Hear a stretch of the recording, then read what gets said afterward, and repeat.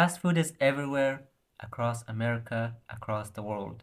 It's quick, cheap, convenient, and it tastes good. But behind every bite lies a much bigger story, a story about health, economics, addiction, and why millions of people continue to eat food they know is harming them. Today, we're breaking down why fast food consumption remains so high and how it's connected to America's obesity crisis. Fast food as a concept is simple food prepared and served quickly. But modern fast food chains don't just serve quick food, they serve highly processed products engineered to be overconsumed. Their meals are typically low in micronutrients, vitamins, minerals, fiber, and very high in fats, sugars, and refined grains. That combination shuts off the body's natural fullness signals and encourages overeating. According to the USDA, between 1977 and 2018, Americans nearly tripled the amount of their daily calories coming from fast food. And today, foods eaten outside the home have lower fiber, fewer essential nutrients, and higher sodium and saturated fats than home cooked meals. You've probably heard that fast food is addictive, but here's what that actually means. Foods high in sugar activate the brain's dopamine reward circuits, the same system involved in drug addiction. Over time, this creates cravings and dependence. Research by Chin and colleagues found that chronic exposure to sugar physically alters the brain, intensifying the need for more. So when a person says, I know it's bad for me, but I can't stop, they're not imagining it. Animal studies confirm this. In one experiment, mice fed a healthy, balanced diet gained normal weight, but those fed fast food meals gained double the weight. The science is very clear. Fast food causes faster weight gain and long term health problems. Some people say, well, just don't eat it. However, this ignores a huge piece of the puzzle income and access. So, the different neighborhoods of Allegheny County are sorted by income as following. Fox Chapel is at the top of the list with a median income of 200,000 per year. At the bottom of the list, we have neighborhoods such as Braddock, Homestead, McKees Rocks, McKeesport with incomes less than $30,000.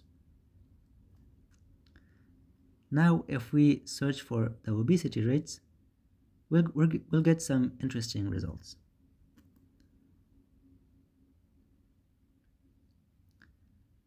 So here is the list of obesity rates in different neighborhoods.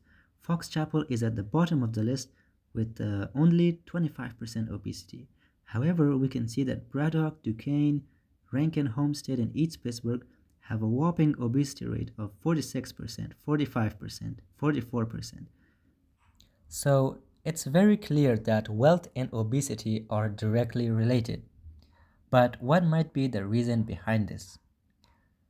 One big reason is limited time for cooking. Poorer families tend to work longer hours, and so there's less time to cook at home. And suddenly, fast food seems very appealing. Another reason that poorer communities have higher rates of obesity is food deserts. Food desert is an area where there's very few grocery stores and an abundance of fast food chains. Food deserts are created when an area is deemed unattractive to grocery stores. Grocery stores will not open a branch in that area because of low profitability. This leaves the inhabitants with only a few gas stations and convenience stores and fast food chains, which becomes very unhealthy and leads to a lot of obesity. In addition to these factors, marketing and advertising plays a huge role in the popularity of fast food. Fast food companies spend billions every year to get people, especially kids, to crave their products. There's a study done on about 10,000 youth living in Australia, Canada, Chile, Mexico, and the US and United Kingdom. The results are exposure to fast food marketing is consistently and positively associated with brand preferences in fast food intake in all 6 countries. If we want a healthier society, the solution can't just be make better choices. We must change the environment and the culture that push unhealthy food into millions of Americans every day. We as a society must force these fast food chains to provide healthy food, perhaps by Congress or any other means.